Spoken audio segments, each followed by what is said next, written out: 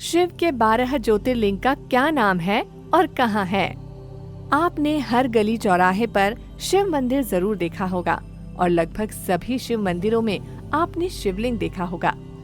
संपूर्ण पृथ्वी पर भगवान शिव जहाँ जहाँ स्वयं प्रकट हुए, वहाँ पर शिव का जागृत रूप शिवलिंग के रूप में स्थापित हुए और धरती पर कुल 12 स्थानों पर शिव प्रकट हुए और इस प्रकार कुल 12 ज्योतिर्लिंगों की स्थापना की गई। कहा जाता है कि जो भी व्यक्ति इन 12 शिवलिंगों 12 ज्योतिर्लिंगों के दर्शन कर लेता है, उसे मृत्यु के बाद मोक्ष की प्राप्ति होती है और जीते जी उसके सारे संकट, सारी बाधाएं समाप्त हो जाती हैं, उसकी सारी मनोकामनाएं पूर्ण होती हैं। तो धरती पर कहाँ कहाँ है ये शिवलिंग, पर क्या नाम है इन ज्योतिर्लिंगों का? दोस्तों, धरती का पहला ज्योतिर्लिंग है सोमनाथ। सोमनाथ भारत के गुजरात में स्थित है। माना जाता है कि ये ज्योतिर्लिंग गुजरात के सौराष्ट्र क्षेत्र में स्थित भारत का ही नहीं बल्कि संपूर्ण पृथ्वी का पहला ज्योतिर्लिंग है। शिव पुराण के अनुसार एक बार प्रजापति दक्ष ने क्रोधवश चंद्रदेव को अर्थात चंद्रमा को शैया रोग होने का श्राप दे दिया था।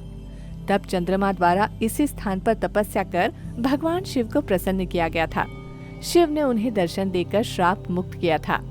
माना जाता है कि सोमनाथ ज्योतिर्लिंग की स्थापना स्वयं चंद्रमा के द्वारा की गई।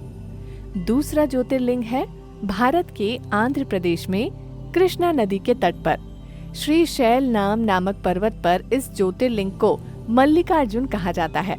इस मंदिर का महत्व कैलाश पर्वत के समान माना जाता है, जहां भगवान शिव स्वयं निवास करते हैं। कहते हैं इस ज्योतिर्लिंग के दर्शन मात्र से सारे पापों से मुक्ति मिल जाती है, सभी कष्ट दूर होते हैं।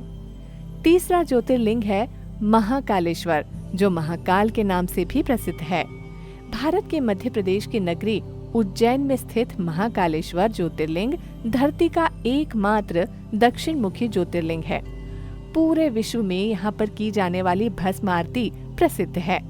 इस आरती के व ज्योतिर्लिंग के दर्शनों के लिए लाखों लोग प्रति वर्ष यहाँ आते हैं। कहते हैं महाकालेश्वर महाकाल के दर्शनों से प्राणी मृत्यु के भय से दूर हो जाता है और उसकी आयु में वृद्धि होती है। चौथा ज्योतिर्लिंग है ओमकारेश्वर ज्योतिर्लिंग, जो भारत के मध्य प्रदेश में ही स्थित है। ये मंदिर इंदौर शहर के पास स्थित है। जहाँ पर ज्योतिर्लिंग स्थापित है, वहाँ नर्मदा नदी बहती है और पहाड़ों के चारों ओर इस नदी के बहने पर यहाँ ओम का आकार बनता है। कहते हैं कि ओम शब्द की उत्पत्ति जगत पिता परमात्मा के मुंह से हुई। ये ज्योतिर्लिंग ओम का आकार लिए हुए है, इसलिए इसको ओमकारेश्वर ज्योतिर्लिंग के नाम से जाना जाता है। पांचवा ज्योतिर्लिंग है केदारनाथ। इससे तो आप भली भांति वाकिफ होंगे और परिचित होंगे दोस्तों। उत्तराखंड के केदारनाथ स्थित ज्योतिर्लिंग को भी भगवान के 12 ज्योतिर्लिंगों में एक माना गया है। ये मंदिर बाबा केदारनाथ के नाम से प्रसिद्ध है तथा बद्रीनाथ के मार्ग में स्थित है। ये तीर्थ भगवान शिव को अत्यंत प्रिय है, अतः यहाँ भी लाखों की संख्या में लोग बाबा केदारनाथ के दर्शन के लिए आते हैं। छठवां ज्योतिर्लिंग है भीमा शंकर। महाराष्ट्र के पुणे जिले में सौहार्द नाम का एक पर्वत है और इसी पर्वत पर स्थित है भीमा शंकर ज्योतिर्लिंग।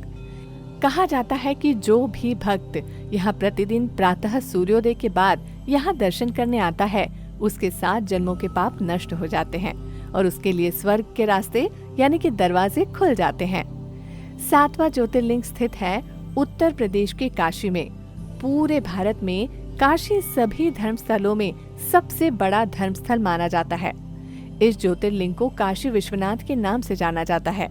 कहा जाता है कि प्रलय आने पर भी ये स्थान बना रहेगा, नष्ट नहीं होगा, क्योंकि इस स्थान की रक्षा स्वयं भगवान शिव करते हैं। 8वां ज्योतिर्लिंग है त्र्यंबकेश्वर, महाराष्ट्र के नासिक जिले में। गोदावरी नदी के करीब स्थित ये शिवलिंग त्र्यंबकेश्वर के इसके नाम से जाना जाता है। यही पास में ब्रह्मागिरी पर्वत है और यही पर्वत गोदावरी नदी का उद्गम स्थान है। कहा जाता है कि भगवान शिव ने यहाँ गौतम ऋषि को दर्शन दिए थे और उन्हीं के आग्रह पर या निवेदन पर शिव वहाँ ज्योतिर्लिंग के रूप में स्थापित हुए थे। 9वां ज्योतिर्लिंग है बैद्यनाथ। यह स्थान पूर्व में बिहार एवं वर्तमान में झारखंड राज्य में संथला परगना के दुमका नामक जनपद में स्थित है। इसे वैद्यनाथ धाम भी कहा जाता है। यहाँ भी हजारों की संख्या में लोग वैद्यनाथ के दर्शन के लिए आते हैं। 10वां ज्योतिर्लिंग गुजरात के भारी क्षेत्र द्वारिका स्थान में स्थित है। इसे नागेश्वर ज्योतिर्लिंग कहा जाता है।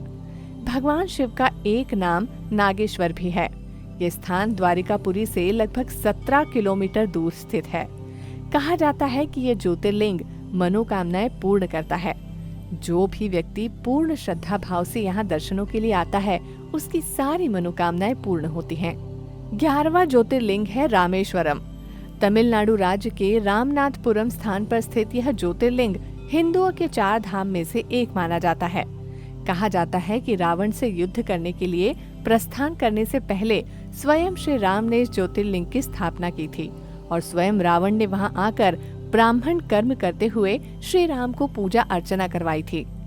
भगवान श्री राम द्वारा स्थापना किए जाने के कारण ही इसे रामेश्वरम कहा गया है। और 12वां अंतिम ज्योतिर्लिंग स्थित है महाराष्ट्र के संभाजी नगर के पास दौलताबाद के समीप में। यह महाराष्ट्र का प्रसिद्ध मंदिर कृष्णेश्वर मंदिर के नाम से जाना जाता है। बौद्ध भिक्षुओं द्वारा निर्मित एलोरा की प्रसिद्ध गुफाएं इसी मंदिर के समीप स्थित हैं।